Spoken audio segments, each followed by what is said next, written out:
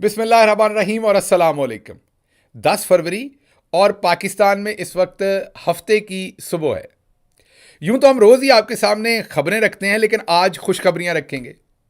खुशखबरियां इसलिए रखेंगे कि खबरों से ज़्यादा अल्लाह का शुक्र है खुशखबरियां हो रही हैं। और खुशखबरियां आपके बहुत सारे उन सवालों के जवाब देंगे जो जब से आप इलेक्शन जीते हैं आपके जहन में वो बहुत सारे सवालात हैं। सवालात ये है मसलन कि अब आगे क्या होगा, कौन हुकूमत बनाएगा। फिर आप ये सोचते हैं कि हमारा काम था वोट डालना, हमने वो वोट डाला, दबाकर वोट डाला। हमारे लीडर का काम था डील ना करना, उसने डील नहीं की, हमने भी डील नहीं की। हम डरे नहीं, निकले, वोट डाले, 2/3 मेजॉरिटी दिलवा दी अपनी पार्टी को। उसके बाद क्या हुआ? निज़ामुद्दीन साहब ने सारे नताइज बदल दिए, या बहुत सारे नताइज बदल दिए। खुली धांधली की, रेहाना डार, कैसरा, इलाई साहबा, इस्लामाबाद की सीटें, फलां सीट, खुली धांधली, लाख लाख वोट, मसलन 90-95 हज़ार के ऊपर सलमान अकरम राजा जीत रहे हैं, वो छीन ली सीट। तो आप ये सोच रहे हैं कि ये तो हमारी मेहनत सारी ज़ाया हो गई। इतनी मेहनत की थी तो क्या ये ज़ाया हो गई? वही अंधेर नगरी होनी है आगे भी। इन तमाम सवालों के मैं आज के वीलॉग में आपको जवाब दूंगा, और आपसे वादा है जब वीलॉग खत्म होगा तो आपके बहुत सारे सवालों के जवाब भी होंगे और आपके चेहरे पर एक नई खुशी होगी और आप एक नई जस्तजू के साथ पाकिस्तान की बेहतरी के लिए दुआ करेंगे। पहले आते हैं कि आपके हत्थे सीटें कितनी आई हैं। आपको सबसे पहले मैं याद करवाऊंगा कि जब इलेक्शन का नतीजा आना शुरू हुआ तो पहले 2 घंटे के अंदर अंदर, 2 से ढाई घंटे में, 9:23 पर वो मशहूर ज़माना स्लाइड याद कीजिए एक्सप्रेस टीवी की, जो अब हर जगह पर फैली हुई है, जिसमें पीटीआई 125 सीटों पर है और पीएमएलएन 44 सीटों पर आगे नजर आ रही है। मैंने उसी वक्त साबिर शाकिर साहब के साथ बात करते हुए उनके वीलॉग पर, और वजाहत सईद खान साहब के साथ बात करते हुए, और फिर अपने वीलॉग पर भी ये बताया था कि अभी डाटा कंपाइल होने दीजिए, पीटीआई 250 सीटों पर जीतेगी। जारी बात है पार्टी की तरफ से जो भी मोहतात अंदाजे लगाकर बात की जा रही थी, गैर मोहतात बात की नहीं जा सकती थी। इसीलिए चेयरमैन गौहर खान साहब ने भी 153 सीटें कहीं, सारे लोग कोई 160 कह रहा था। हमने भी अपने वीलॉग में 160 की हेडलाइन रन की थी, लेकिन उसी वीलॉग में मैंने आपको बताया था कि बात 250 तक जानी है। अब जब पाकिस्तान तहरीक इंसाफ ने फॉर्म 45 इकट्ठे किए हैं, फॉर्म 45 क्या होता है क्विकली बता दूं। ये वो फॉर्म होता है जो हर पोलिंग स्टेशन पे तैयार होता है और इसके अंदर ऊपर आरओ के ओरिजिनल सिग्नेचर होते हैं, मोहर होती है, और दूसरे जितने लोग होते हैं उनके भी होने चाहिए। कई दफ़ा लेते हैं, कई दफ़ा नहीं, लेकिन ये ओरिजिनल फॉर्म होता है। और ये फॉर्म ही असल में अदालत के अंदर जब केस जाना तो यही जमानत है आपके जीतने की, आपके इलेक्शन की। अब हमारे कैंडिडेटों के पास तो तकरीबन 100% फॉर्म 45 है, और फॉर्म 45 भी इलेक्शन कमीशन के अपने जारी किए हुए हैं।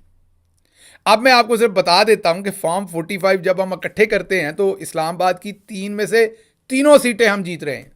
फॉर्म 45 हम हमारे डेटा पे नहीं, जो इलेक्शन कमीशन ने हमें फॉर्म 45 दिए हुए हैं पाकिस्तान तहरीक इंसाफ को, उसकी बुनियाद पर हम 3 में से तीनों सीटें इस्लामाबाद की जीत रहे हैं। जो जीती हुई सीटें इन्होंने बाद में हराई और नून लीग को दी। उसके बाद बलूचिस्तान की 16 में से 4 सीटों पे फॉर्म 45 पे हम जीत रहे हैं। फिर 141 सीटें थी टोटल पंजाब की, और उनमें से 109 सीटों पर फॉर्म 45 के तहत हम जीत रहे हैं। और भी अभी इसमें 1-2 सीटें और ऐड हो सकती हैं। फॉर्म 45 जिनके मिसिंग हैं देंगे तो शायद 1-2-3 सीटें कोई और भी ऐड हो जाएं। इस वक्त जब मैं आपसे बात कर रहा हूं तो 109 का मुसद्दका फॉर्म 45 हमारे पास है, जो किसी भी अदालत में प्रोड्यूस किए जाएंगे। और फिर नतीजा क्या आना है, वो वही आना है जो सलमान अकरम राजा साहब की पिटीशन में आ रहा है। आपको मैं बताता हूं। अभी सिंध के अंदर 61 में से 21 सीटों के ऊपर, हालांकि वहां कराची में जो मार दहाड़ की गई है पोलिंग के दौरान भी सब कुछ, उसके बावजूद केपीके के अंदर टोटल 44 सीटें थी, उसमें 42, और टोटल जो है ना जी वो 179 या 80 सीट्स हैं जिनके ऊपर आप जीत चुके हैं। अब अगर आपसे बल्ले का निशान ना छीना जाता और ये सब कुछ ना होता तो सीटें देखें क्या होती फिर, और इस तरह की गुंडागर्दी ना होती तो फिर सीटें सोचें क्या होती।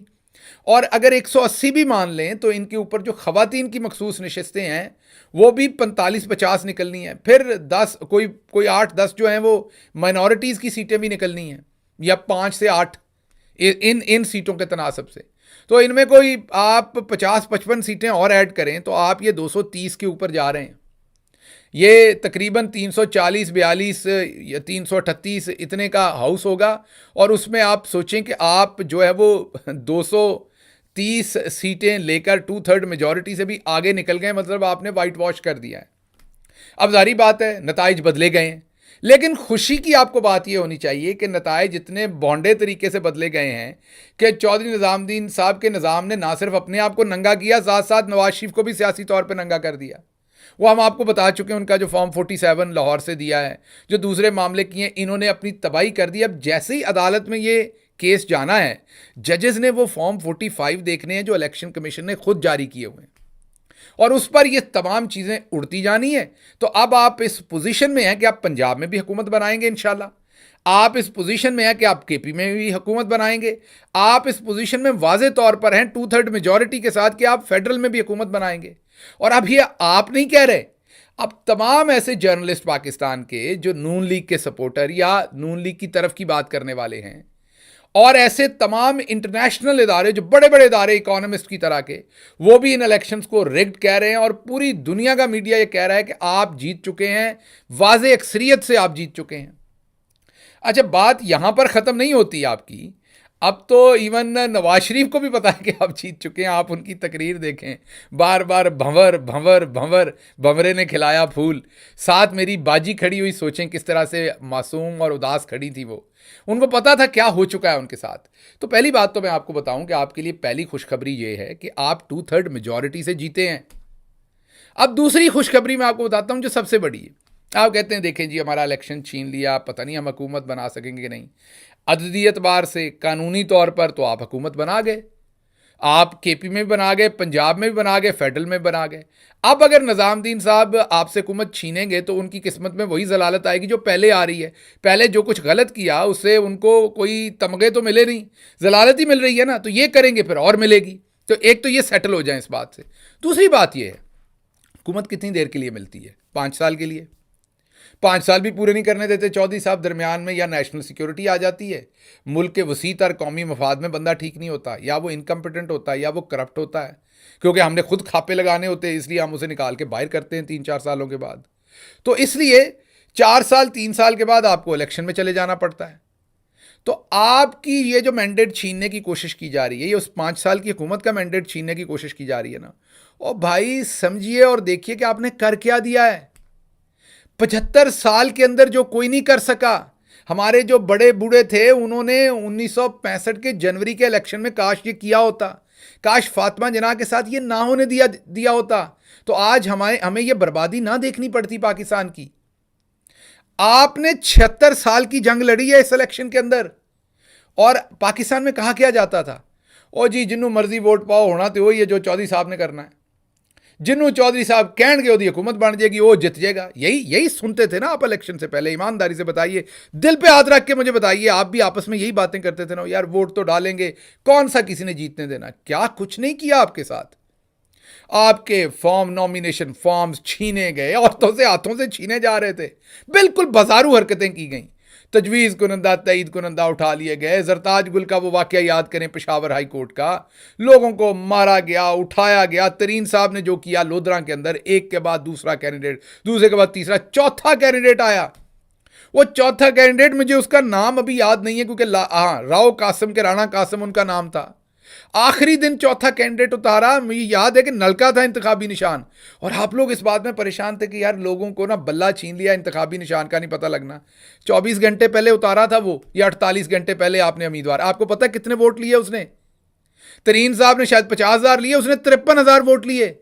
ठीक है, वहां से उन्होंने धांधली शांधली करके नून लीग को जिताया, लेकिन 53,000 वोट रातों रात ले गया आपका वो बंदा। तो आपको अपने ऊपर फख्र होना चाहिए, आपको सेलिब्रेट करना है इस टाइम। ये परेशानी के दिन नहीं है, ये खुशी के दिन है, ये अपने ऊपर फख्र करने के दिन है। 75 साल की जंग लड़ी है आपने। आपके बड़े बुजुर्ग जिन जंगों में बार बार चौधरी निजामुद्दीन जिनको हराता रहा, बार बार हराया, 1958 में हराया, 1959 में हराया, 1965 की जनवरी में आपको हराया, 1970 में आपको हराया, 1977 में आपको हराया, फिर 84-85 में हराया, फिर आपको 88 में हराया, फिर आपको 92 में हराया, 93 में गालिबन, फिर 97 में हराया, फिर 2002 में हराया, फिर 2008 में हराया, फिर 2013 में हराया, और फिर 2018 में भी इमरान खान से 25-30 सीटें छीन के आपको हराया। पहली दफा आप टकराए हैं निजामुद्दीन से। आपने फैसला किया है कि इस दफा नहीं डरना, हमने देखना है कि आपको पता था कि शायद हम ना जीतें, आपका लीडर कहता था आप जीतेंगे, हम डील नहीं करेंगे, हम टकरा जाएंगे। अच्छा, आपको भी लगता था कि शायद हम ना जीतें, लेकिन आपने पहली दफा एक लीडर, क्योंकि वो तगड़ा होकर खड़ा हो गया, आप उसके साथ खड़े हो गए। आपने कहा चलो टकरा के देखते हैं, अल्लाह को मंजूर जो होगा। आप टकरा गए। जब आप टकरा गए तो आपने सब कुछ ही पाश पाश कर दिया। अब चौधरी निजामुद्दीन तो परेशान फिर रहा है कि अब उसने लोगों को डराना कैसे है। सारा डर तो आपने उतार के फेंक दिया है, आपने जीत के दिखा दिया है। चौधरी निजामुद्दीन के पल्ले क्या रहा कि सब कुछ करने के बावजूद तरीन जैसा बंदा दोनों सीटों पे हार गया। नवाज शरीफ बदनाम तरीन तरीके से हारा, इनको मुंह छुपाने की जगह नहीं मिल रही। सोचे अम्मा रेहाना डार 50,000 60,000 की लीड से जीत गई, कैसरा इलाही साहबा 1 लाख की लीड से जीत गई। आप जरा सोचिए कि हमारी कमल शौजेब किस इलाके में उतारा, जीत गई। आप सोचें तो सही, आपने किया क्या है। आलिया हमजा जेल में 1 दिन की उसने कैंपेन नहीं की, जीत गई, सीट छीनना पड़ी। यास्मीन राशिद जेल में 1 दिन की कैंपेन नहीं की, जीत गई। अवाम को डराया गया, मार देंगे, उठा लेंगे, ये कर देंगे। आपने देखी थी वोटों की लाइनें जो लगी। ओ भाई, it's a matter, it's a time to feel pride. आपको खुश होने का वक्त है ये। आपको कप्तान ने भी जेल से यही कहा है, खुश होइए। आपने बहुत बड़ा, ये इलेक्शन तो 5 साल का होता है, फिर 5 साल में आ जाना है। हुकूमतें बनती हैं, गिरती हैं, it's a part of life. आपने हकीकी आज़ादी की तरफ बहुत बड़ा कदम उठा लिया है। चौधरी निजामुद्दीन को समझ आ गई, अभी वो माने या ना माने, अंदर से उसे पता चल गया है कि दोबारा इस तरह की हमाकत नहीं करनी जो इस दफ़ा की है, वरना बहुत ज़्यादा अवाम की तरफ से ठुकाई होती है। आपने ये बता दिया है कि अगर आप इकट्ठे हो जाएं सारे, तो आप चौधरी निजामुद्दीन को भी हरा सकते हैं। आपको इस बात का एहसास नहीं था। जैसे उनके मुंह को खून लगा हुआ था ना, और वो बार बार आपको फतह करते थे आपके इलेक्शंस को, इस दफा आपको जो जीत है ना, उसका चस्का अब अवाम को पड़ गया है। अब अवाम को पता है कि अगर इकट्ठे हो जाएं एक लीडर के पीछे तो किसी चीज को भी हराया जा सकता है। तो पहली खुशखबरी तो यह बड़ी है कि you have done it. So enjoy कीजिए, अपने ऊपर फख्र कीजिए। आपने, कोई और नहीं देता ना तो एक दूसरे को थापी दीजिए, वरना अपने आप को थापी दीजिए। आपने काम कर दिया। अगर आपने उस दिन वोट डाला है ना, तो आपने अपना काम दिखा दिया। अच्छा, दूसरी खुशखबरी आपको देता हूं। अमेरिका में मैं जब से आया, मैं भी, मेरी टीम भी यहां, और सारे लोग भी खज्जल खराब हो गए। आप यकीन कीजिए, यहाँ के जो अमरीकी, जो पाकिस्तानी अमेरिकन हैं, डॉक्टर्स हैं, दूसरे बेचारे अपने काम करते हैं 24-24 घंटों में, 16-16 घंटे काम करते हैं। हमने उनको भी बड़ा ख्वार किया, उनको साथ लिया, कहीं की किसी ने फंड रेजिंग की, किसी ने कुछ किया, बड़ा सारा पैसा भी लोगों ने इन्वेस्ट किया। कांग्रेसमैनों से मिले, सेनेटर से मिले, स्टेट डिपार्टमेंट जाना। मैं भी बड़ा खज्जल हुआ, लेकिन वो कोई स्टेटमेंट देकर राजी नहीं होते थे।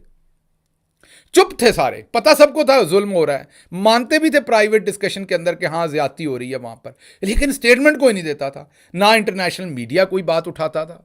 और हम यहां कोशिश कर करके ऑलमोस्ट थक गए थे कि यार ये क्यों नहीं बोलते। इनको बांग्लादेश में जुल्म नजर आ रहा है, इनको वेनेजुएला में इलेक्शन में धांधली नजर आ रही, पाकिस्तान की बारी आती है, चुप हैं, खामोश हैं।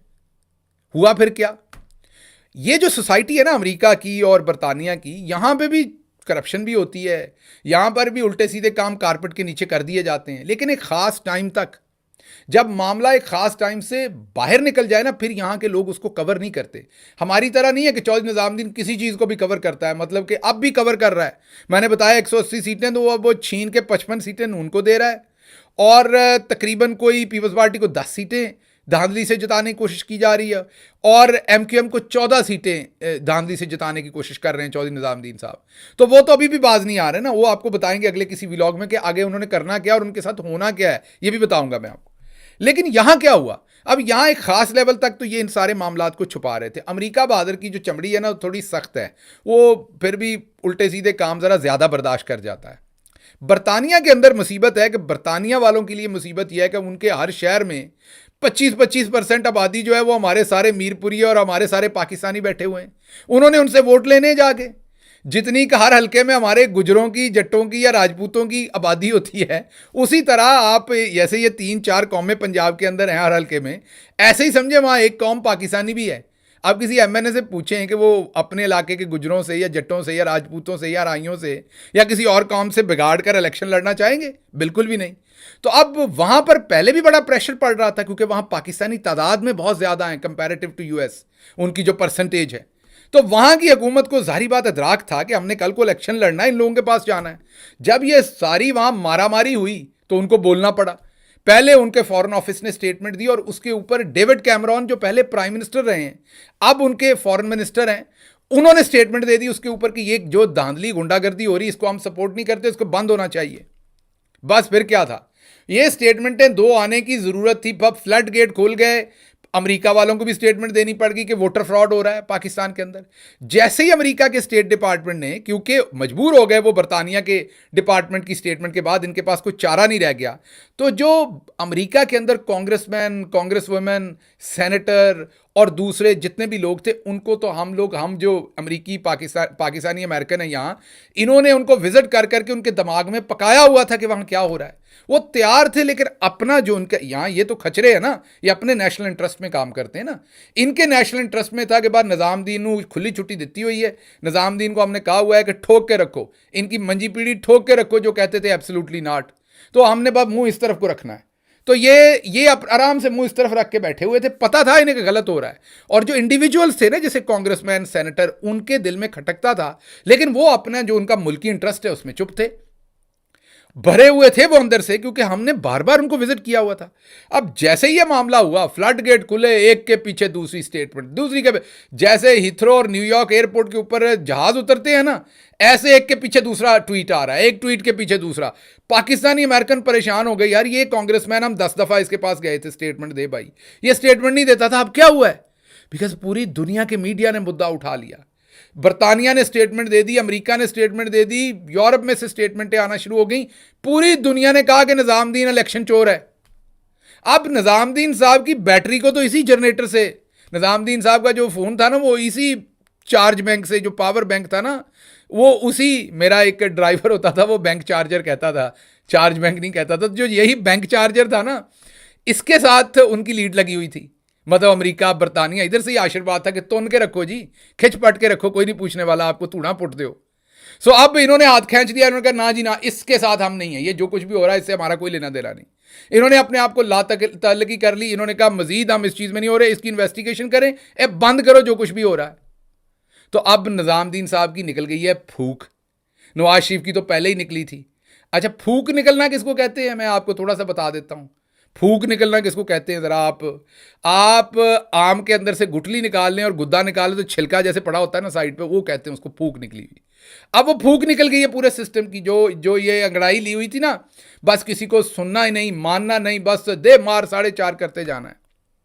तो ये हजूर आपने किया है, किसी के बाप ने नहीं किया, ये आप लोगों ने किया, आम पाकिस्तानियों ने किया, जिन्होंने वोट डाला है।